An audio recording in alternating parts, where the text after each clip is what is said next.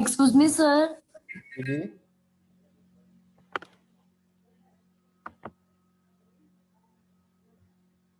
अस्सलाम वालेकुम। वालेकुम सलाम। हाँ जी, स्टार्ट करते हैं। बिस्मिल्लाह रहमान रहीम।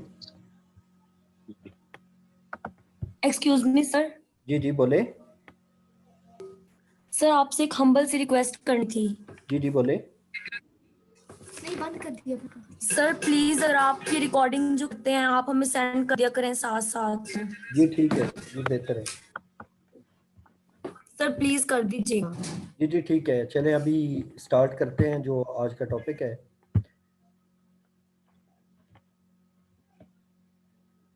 सर जी स्टूडेंट्स को अलाउ कर दें। जी कर दिया है, अलाउ कर दिया भाई। ठीक है।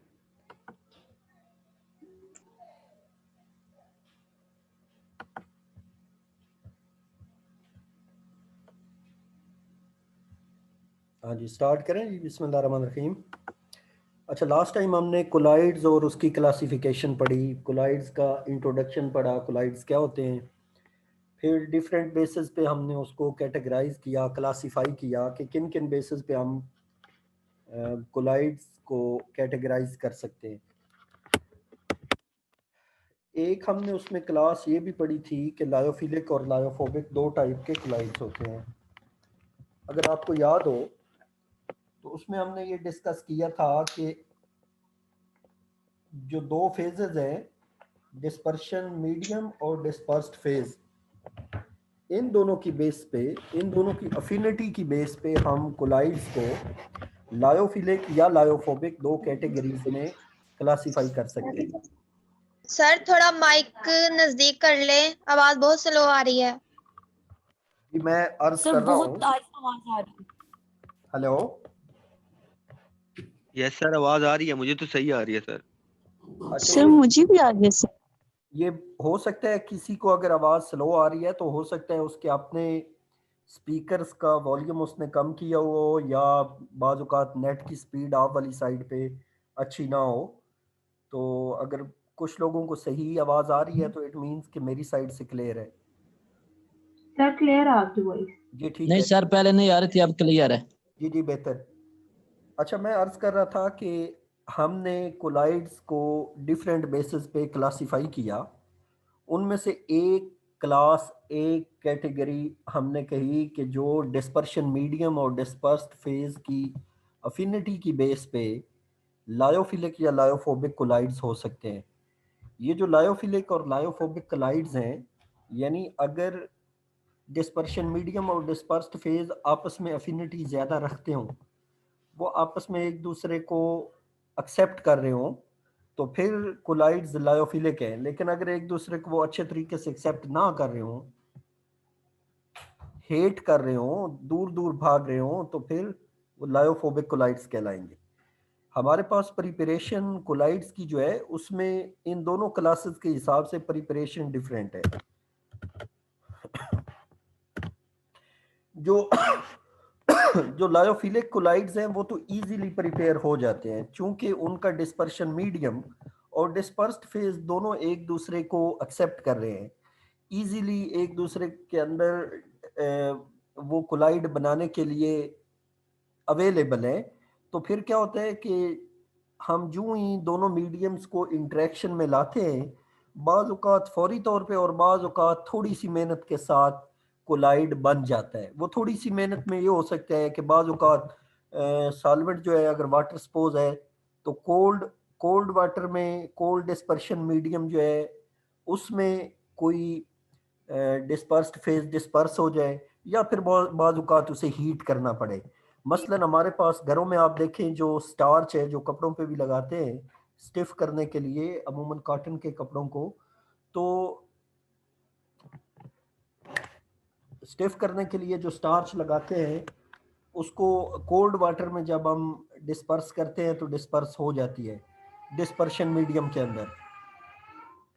तो अब इसी तरह जेलेटिन या ग्लाइकोजन जो है वो इजीली प्रिपेयर हो जाते हैं। मसलन एग एल्ब्यूमिन जो है 1-2 ग्राम आप लें 100 मिलीलीटर वाटर में, आप उसको डिस्पर्स करें, 1-2 घंटे रख दें, फिर उसको फिल्टर कर लें तो वो कोलाइड इजीली प्रिपेयर हो जाएगा। लेकिन जिलेटिन जो है, जिस तरह मसलन उसको अगर कोल्ड वाटर में डालेंगे तो वो स्वेल हो जाएगी, उसको थोड़ा हीट करना पड़ता है 80 टू 90 डिग्री सेंटीग्रेड पर, थोड़ी देर उसको रखेंगे तो वो भी कोलाइड की फॉर्म में आ जाएगी। तो ये जो लायोफिलिक कोलाइड्स हैं इन्हें हम नेचुरल कोलाइड्स भी कहते हैं कि ये नेचुरली कोलाइड इजीली बन जाते हैं। लेकिन मसला आता है लायोफिलिक कोलाइड्स में। लायोफोबिक कोलाइड्स इजीली प्रिपेयर नहीं होते, उनको प्रिपेयर करने के लिए हमें थोड़ी मेहनत करनी पड़ती है।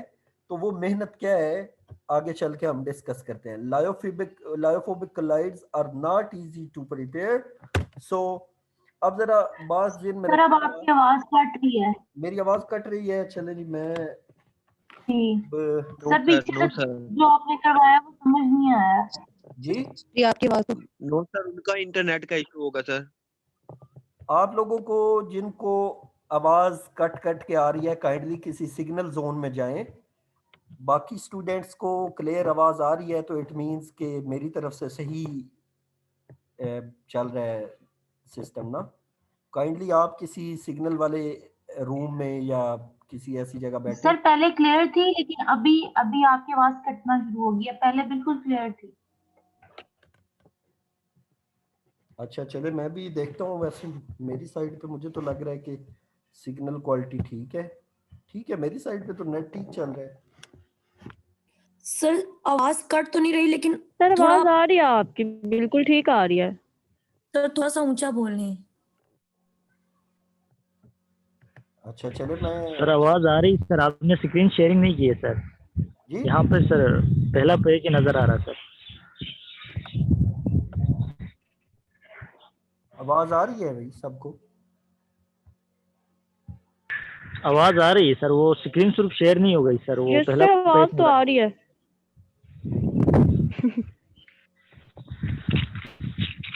कौन सी स्क्रीन आपके सामने इस वक्त अपेयर हो रही है? Sir preparation of lyophobic colloid. आपको लाया सर, यही नजर आ रहा है। हाँ तो यही है इस वक्त प्रिपरेशन ऑफ लायोफोबिक कोलाइड्स। अभी मैंने ये सर ठीक है, आपकी आवाज भी और स्क्रीन भी शेयर हो रही है। शायद जो कह रही हैं उनका कोई प्रॉब्लम होगा, आवाज ठीक आ रही है आपकी। हाँ जी, ये ज्यादातर लोगों को सही समझ आ रही है तो काइंडली आप इसको फॉलो करें। हाँ जी, प्रिपरेशन ऑफ लायोफोबिक कोलाइड्स में मैं कह रहा था कि आपको अगर याद हो हमने दो चीजें डिस्कस की थी कि साइज के हिसाब से हमने कहा था कि या तो ट्रू सॉल्यूशन जो कि जिसमें पार्टिकल साइज बहुत ही कम होता है, या फिर सस्पेंशन जिसमें पार्टिकल साइज बहुत बड़ा होता है। ये जो दो रेड कलर के मैंने एरियाज हाईलाइट किए हुए हैं रेड सर्कल में, आप देखें कि ट्रू सॉल्यूशन में पार्टिकल का साइज जिसे हम सोल्यूट कहते हैं, सोल्यूट के पार्टिकल का साइज बहुत कम होता है। यानी अमूमन वो 10⁻⁻7 टू 10⁻⁻8 होता है। जब 10⁻⁻7 सेंटीमीटर से कम साइज के पार्टिकल किसी सॉल्वेंट में डिसॉल्व किए जाए तो बनने वाली चीज, बनने वाला कॉम्बिनेशन ट्रू सॉल्यूशन होता है और पार्टिकल का साइज बहुत ही कम है। जबकि सस्पेंशंस में सस्पेंडेड पार्टिकल बड़े बिगर कोर्सर साइज के होते हैं। अब इन दोनों साइजेस के दरमियान में कहीं कोलाइडल सॉल्यूशन है। तो जब हम लायोफोबिक की बात करें तो इट मींस कि वो या तो सस्पेंशन की फॉर्म में बन जाते हैं, सस्पेंडेड पार्टिकल बनते हैं, या फिर ट्रू सॉल्यूशन होते हैं जिन्हें हम कोलाइड की रेंज में लाना चाहते हैं। जो नेचुरली इस पार्टिकल साइज की रेंज में आ जाए वो तो नेचुरल या लायोफिलिक कोलाइड्स हो गए। जो नहीं आते या तो हमें उनकी सस्पेंशंस बना के या फिर उनके ट्रू सॉल्यूशन से उन्हें कोलाइड्स की रेंज में लाना पड़ता है। तो ये चूंकि ट्रू सॉल्यूशन के पार्टिकल्स का साइज बहुत ही कम है, हम अगर इन स्मॉल पार्टिकल्स के स्मॉल साइज के पार्टिकल्स को इकट्ठा कर लें, कंडेंस कर लें, तो इनका पार्टिकल साइज बड़ा होके किसी डिस्पर्शन मीडियम के अंदर अगर डिस्पर्स हो जाए तो हम कहेंगे कि ये कंडेंसेशन के थ्रू हमने ट्रू सॉल्यूशन को कन्वर्ट कर लिया कोलाइडल सॉल्यूशन में, कोलाइडल रेंज में, कोलाइडल डायमेंशंस में हम लेके आ गए। लेकिन अगर सस्पेंशन यानी जो कोर्सर पार्टिकल्स हैं इनको हम छोटा कर लें, डिस्पर्स कर लें, इनको इकट्ठा करने की बजाय अगर ये जो इकट्ठे हुए हुए सस्पेंडेड पार्टिकल्स हैं इनको किसी तरीके हम तोड़ लें यानी डिस्पर्स कर लें और फिर इस रेंज में लेके आ जाएं जो कि कोलाइडल रेंज है, तो भी हम सस्पेंशंस के पार्टिकल्स को छोटे पार्टिकल्स में कन्वर्ट करते हुए अपना रिक्वायर्ड कोलाइड हासिल कर सकते हैं। तो इट मीन्स के मेनली हमारे पास दो अप्रोचेस हैं। अगर हम ट्रू सॉल्यूशन से जाएंगे तो कंडेंसेशन, और अगर हम सस्पेंशन से जाएंगे तो डिस्पर्शन के थ्रू हम कोलाइडल सॉल्यूशन की रेंज में आ सकते हैं। अच्छा, अब हम वन बाय वन हम इनको डिस्कस करेंगे। पहले हम ये कोर्सर पार्टिकल से स्मॉलर साइज के पार्टिकल्स यानी सस्पेंशन से कोलाइड की प्रिपरेशन यानी डिस्पर्शन मेथड्स जो है उनको डिस्कस करते हैं। डिस्पर्शन मेथड हमारे पास कई टाइप्स के हैं। इनमें नंबर 1 पे हमारे पास मैकेनिकल डिस्पर्शन है कि हम डिस्पर्शन करवाएं मैकेनिकली, वो कैसे है अभी डिटेल हम पढ़ते हैं। दूसरा मेथड हमारे पास इलेक्ट्रिकल डिस्पर्शन या ब्रीडिग्स आर्क मेथड है। ये चूंकि जिस शख्स ने ये मेथड पहली बार डिस्क्राइब किया उसका नाम ब्रीडिग्स था, तो इसी वजह से उसके नाम पे इसको याद किया जाता है, लेकिन ये इलेक्ट्रिकल अप्रोच के थ्रू है। अभी ये भी हम डिटेल में डिस्कस करते हैं। तीसरा मेथड हमारे पास पेप्टाइजेशन है। पेप्टाइजेशन क्या है वो भी अभी हम one by one in headings को डिस्कस करेंगे। चौथा मेथड हमारे पास इलेक्ट्रोलिटिक डिसइंटीग्रेशन है। ये इलेक्ट्रोलिसिस के थ्रू होगा और डिसइंटीग्रेट करेंगे या डिस्पर्स करेंगे हम कोर्सर पार्टिकल को। इसी तरह अल्ट्रासोनिक वेव का भी एक मेथड है, और फिर हमारे पास एक मेथड है रिमूवल ऑफ एग्लोमरेटिंग एजेंट। अभी वन बाय वन इनको डिस्कस करते हैं। पहला मेथड जो हमारे पास डिस्पर्शन की अप्रोच अडॉप्ट करते हुए था वो मैकेनिकल डिस्पर्शन है। मैकेनिकल डिस्पर्शन क्या है ये जरा देखें। मैकेनिकल डिस्पर्शन में लेफ्ट हैंड साइड पे अभी मैं बात कर रहा हूँ। अच्छा, ये मैकेनिकल डिस्पर्शन में मैंने कहा कि कोलाइडल मिल हो सकती है। कोलाइडल, अब हमने चूंकि बड़े पार्टिकल्स को छोटे में कन्वर्ट करना है, कोर्सर पार्टिकल्स को पहले क्या कर लिया जाता है, जितने यानी आपके पास सब्सटेंस जो है उसको पाउडर बना ले और डिस्पर्शन मीडियम के अंदर आप उसको डिस्पर्स करने की कोशिश करें।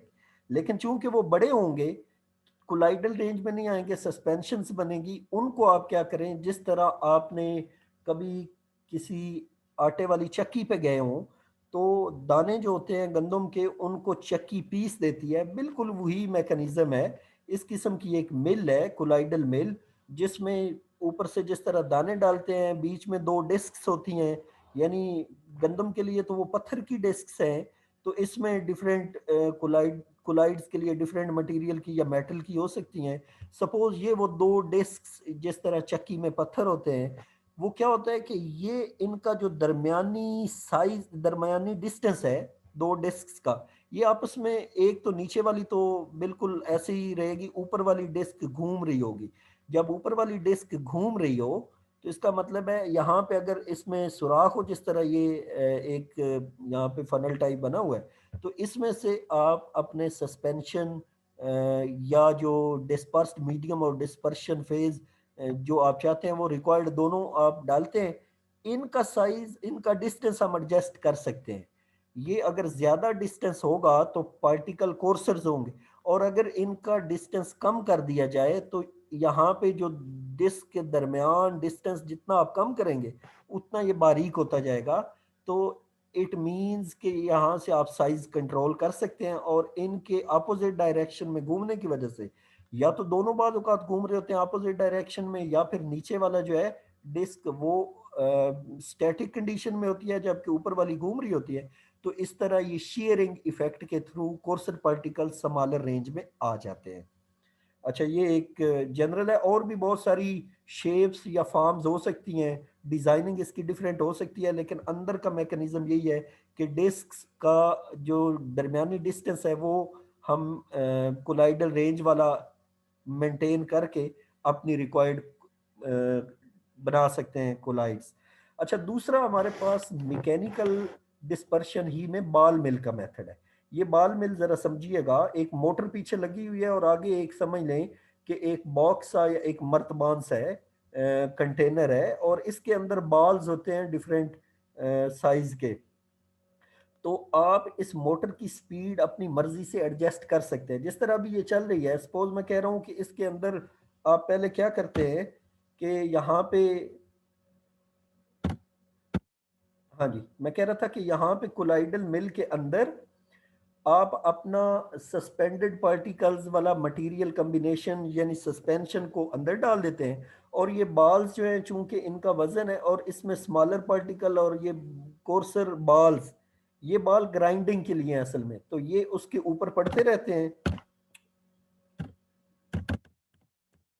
हाँ जी, आपके सस्पेंशन के अंदर जो सस्पेंडेड पार्टिकल्स हैं उनके ऊपर पड़ते रहते हैं, हिट करते हैं, अपने अंदर उनको ग्राइंड करते हैं और स्मॉलर रेंज में लेके आते हैं। तो यानी ये उसको पीस देते हैं, ग्राइंड कर देते हैं। और दूसरा ये भी है कि इसकी स्पीड हम कम या ज़्यादा करके जो ग्राइंडिंग इफेक्ट या शेयरिंग इफेक्ट है उसको अपनी रिक्वायर्ड टारगेट को अचीव करने के लिए हम कर सकते हैं, स्पीड को डिफरेंट करते हुए, या बॉल्स कौन से हम सिलेक्ट करें उस हिसाब से हम पार्टिकल का साइज एडजस्ट कर सकते हैं।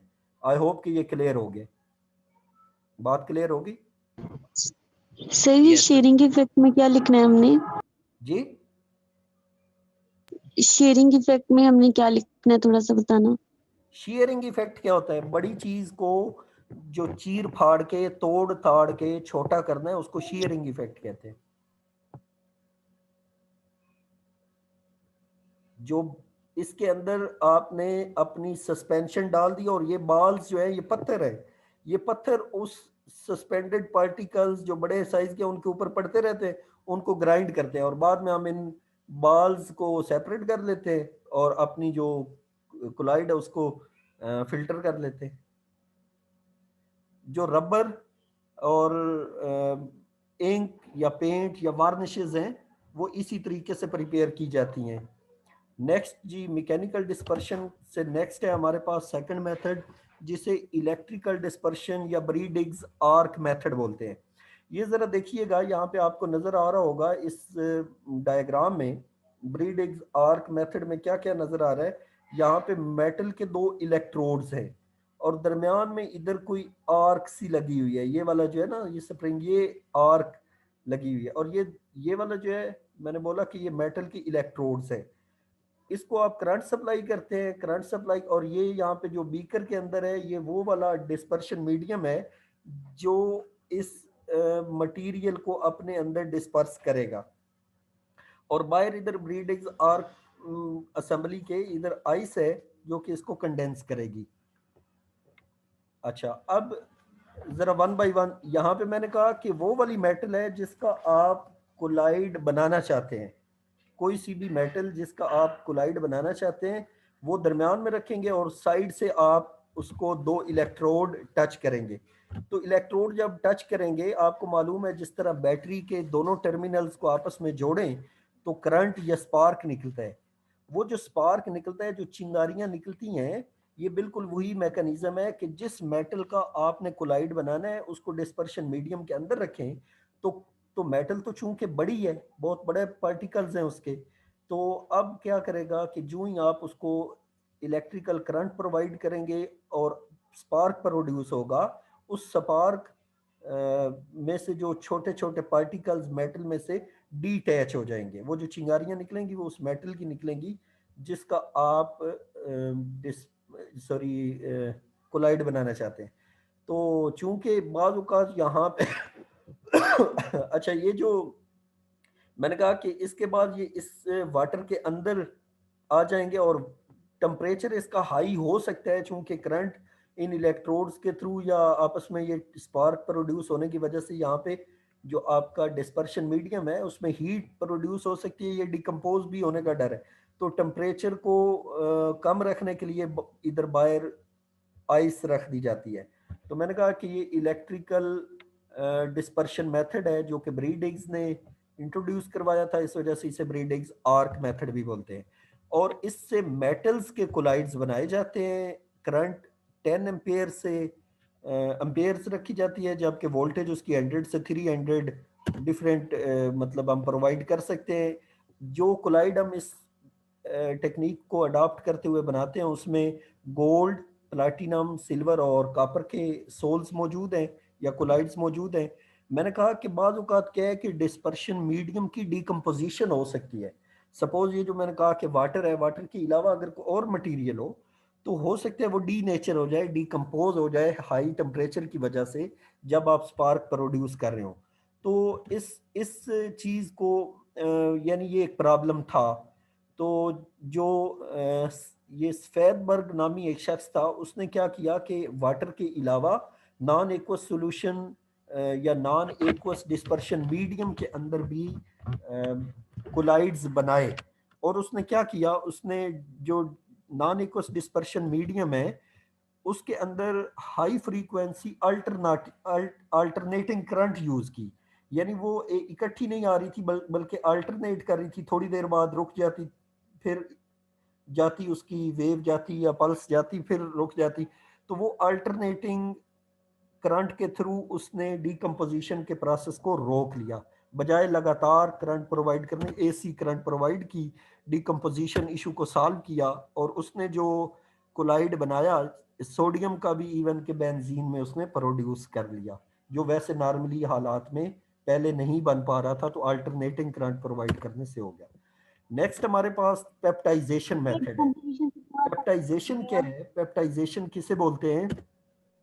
पेप्टाइजेशन जो हमारे पास किसी भी रिएक्शन में प्रेसिपिटेट्स बने, हम किसी सब्सटेंस के प्रेसिपिटेट्स बना लें, उन प्रेसिपिटेट्स को अगर हम वापस, यानी वो जो बड़े पार्टिकल प्रेसिपिटेट्स के बनते हैं उनको हम वापस तोड़ दें, कोलाइडल स्टेट में लेके आ जाएं, यानी छोटा कर लें, तो इस प्रोसेस को आप कहते हैं कि ये पेप्टाइजेशन है।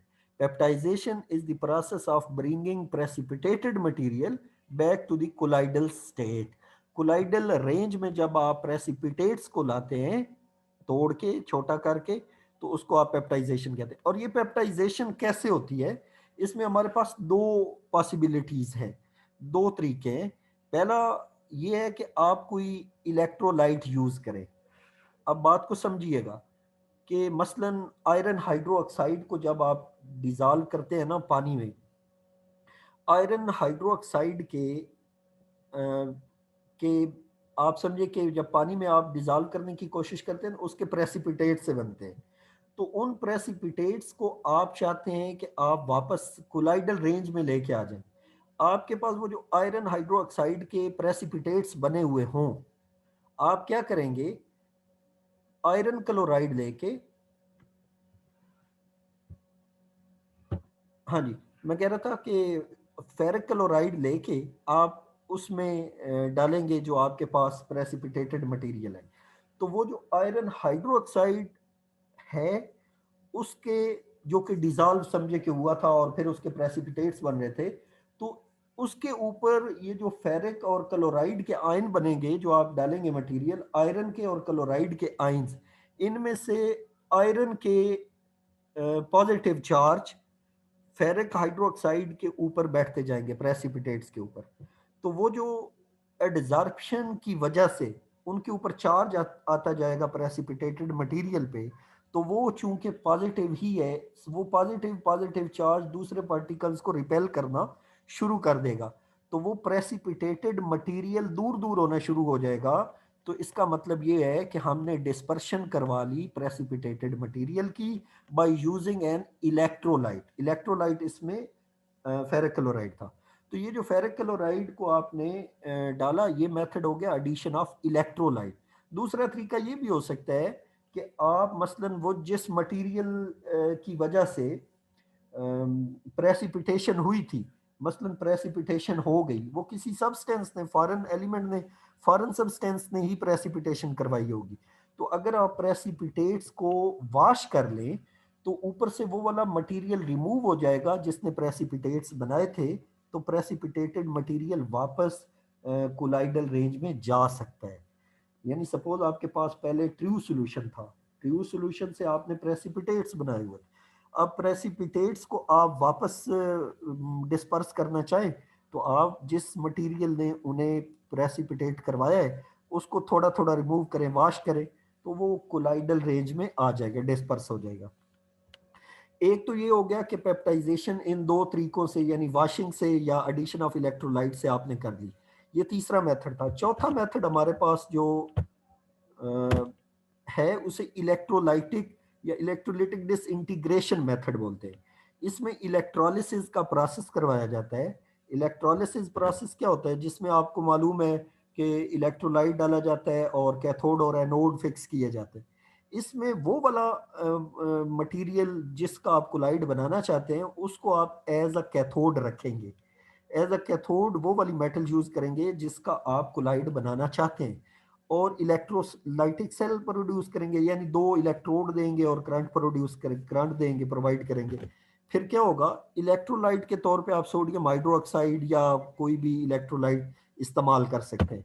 अब क्या है कि होगा क्या कि वो जो मसलन सोडियम और हाइड्रोक्साइड के आयंस बनेंगे, उसमें से पॉजिटिव आयन जो भी आपने इलेक्ट्रोलाइट चूज किया हुआ है, सपोज इस एग्जांपल के तौर पे मैंने इस केस में सोडियम रखा है, तो वो सोडियम जाके कैथोड वाली मेटल पे जाके क्या करेगी, कैथोड पे रिडक्शन का प्रोसेस होगा।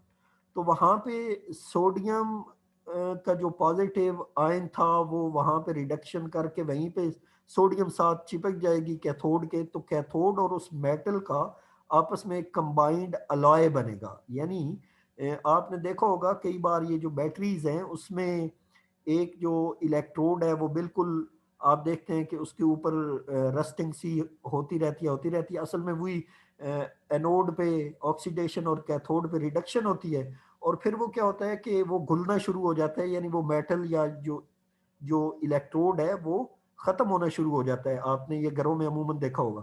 तो इसमें भी क्या होगा कि सोडियम जो कि इलेक्ट्रोलाइट के तौर पे हमने यूज किया और मेटल जो कि बतौर कैथोड यूज की, वो आपस में कंबाइन होके वहीं पे डिस्पर्स हो जाएगी वाटर के अंदर, या जो भी आपने लिक्विड चूज किया हुआ है जिसके अंदर आप डिस्पर्स करवा रहे हैं। तो इस तरह भी इलेक्ट्रोलिटिक डिसइंटीग्रेशन के थ्रू आप कोलाइड बना सकते हैं। नेक्स्ट हमारे पास मेथड है अल्ट्रासोनिक डिसइंटीग्रेशन का। अल्ट्रासोनिक डिसइंटीग्रेशन यानी आपने किसी चीज को डिसइंटीग्रेट करना है, यानी उसको छोटे छोटे पीसेस में, छोटे छोटे पार्टिकल्स में कन्वर्ट करना है अल्ट्रासोनिक वेव्स को यूज करते हुए, अल्ट्रासोनिक एनर्जी को यूज करते हुए। नाम से ही अंदाजा हो रहा है। ये जो असेंबली या जो फिगर आपके सामने है इसको जरा देखें। यहाँ पे इलेक्ट्रिकल ऑसिलेटर है, ये असल में क्या कर रहा है, यहाँ पे इलेक्ट्रिसिटी प्रोवाइड कर रहा है। और ये जो असेंबली है ये ऐसी है कि यानी जब आप इसको समझें कि ये आपने स्विच लगाया हो, इलेक्ट्रिसिटी प्रोवाइड की है, और इसका काम है कि ये अल्ट्रासोनिक वेव प्रोड्यूस करे, अल्ट्रासोनिक एनर्जी बनाए। और वो वेव्स क्या करेंगी, ये बाहर इसके ऑयल है, ठीक है, इस बीकर के अंदर, बड़े वाले बीकर या बड़े वाले टैंक के अंदर, बड़े वाले टैंक के अंदर ऑयल है। और फिर क्या है कि ऊपर हमने यहाँ पे बीकर रखा हुआ है, और बीकर के अंदर वाटर है, और वाटर के नीचे यहाँ पे मरकरी है। ये जो मरकरी है हम इसका कोलाइड बनाना चाहते हैं वाटर में। मरकरी को अगर आप वाटर में डालें तो वो डिस्पर्स नहीं होती, तो हमें डिस्पर्शन करवाने के लिए इन मरकरी के पार्टिकल्स को डिस्पर्स करवाने के लिए अल्ट्रासोनिक वेव जनरेट करके उसको हिट करना पड़ता है। वो कैसे करना पड़ता है अभी समझे। यहाँ पे आपने स्विच दिया, इस इलेक्ट्रिकल ऑसिलेटर ने यहाँ पे, ये तो इसका काम है, यानी ये मोटर जो है या जो भी आप कह लें, इसका काम है कि वेव्स प्रोड्यूस करे। यहाँ से वो वेव्स या एनर्जी निकलेगी, रेडिएशन या वेव्स निकलेंगी, और ये बाहर ऑयल है। ऑयल इसलिए है कि अगर डायरेक्ट ये वेव्स इस बीकर को हिट करें तो वो मे बी यूनिफॉर्म ना हो, बल्कि ये क्या करेगा, यहाँ से जब ऑयल होगा तो फिर क्या करेगा कि ये इस ऑयल के अंदर वेव्स इन ऑयल के मॉलिक्यूल्स को वही वाली एनर्जी देगा, और वो मॉलिक्यूल जाके हिट करेंगे, वो ड्रॉप्स जाके हिट करेंगे। तो फिर ये बड़ी यूनिफॉर्म किस्म की अल्ट्रासोनिक वेव्स जाके मरकरी को हिट करेंगी, और ना ये बीकर टूटेगा और ना ही कोई और इशू होगा, और जो टेम्परेचर है उसको भी ये मेंटेन रखेगा। अब क्या है कि ये अल्ट्रासोनिक वेव्स इस मरकरी को हिट करेंगे और इसके पार्टिकल्स को डिस्पर्स करवाएंगे। ये हीटिंग मेथड है लेकिन अल्ट्रासोनिक रेंज में। तो फिर ये मरकरी डिस्पर्स हो जाएगा इस वाटर के अंदर। तो ये सबसे पहले मेथड जिन लोगों ने इंट्रोड्यूस करवाया था अल्ट्रासोनिक डिसइंटीग्रेशन का, उनके नेम्स वुड एंड लूमिस हैं। उन्होंने oil, graphite, sulphide and oxides of metal के कोलाइड्स बनाने के लिए ये मेथड दिया। अल्ट्रासोनिक वेव्स की जो फ्रीक्वेंसी है वो 20,000 हर्ट्ज के करीब होती है। आपको मालूम है कि जो सुनने वाली हमारे पास रेंज है वो भी 20 से लेकर 20,000 हर्ट्ज की ही रेंज है, यानी जो हम ये साउंड वेव्स हैं वो भी इसी रेंज में फॉल करती हैं, अल्ट्रासोनिक रेंज में। क्लाउस नामी शख्स ने 1936 में मरकरी का सोल इस मेथड से प्रिपेयर किया था। ये जो असेंबली मैंने दिखाई ये उसी मेथड के लिए है, मरकरी के सोल के लिए। नेक्स्ट हमारे पास जो मेथड है वो है रिमूवल ऑफ एग्लोमरेटिंग एजेंट। ये रिमूवल ऑफ एग्लोमरेटिंग एजेंट क्या है? ये वो वाला एजेंट है जिसने प्रेसिपिटेशन या कोआगुलेशन करवाई थी। एग्लोमरेशन का मतलब है कि आपने छोटे छोटे पार्टिकल्स को इकट्ठा करके कोर्सर पार्टिकल बनाया था। वो जो छोटे छोटे पार्टिकल्स को इकट्ठा करने वाला कोई एजेंट है उसे एग्लोमरेटिंग एजेंट कहेंगे।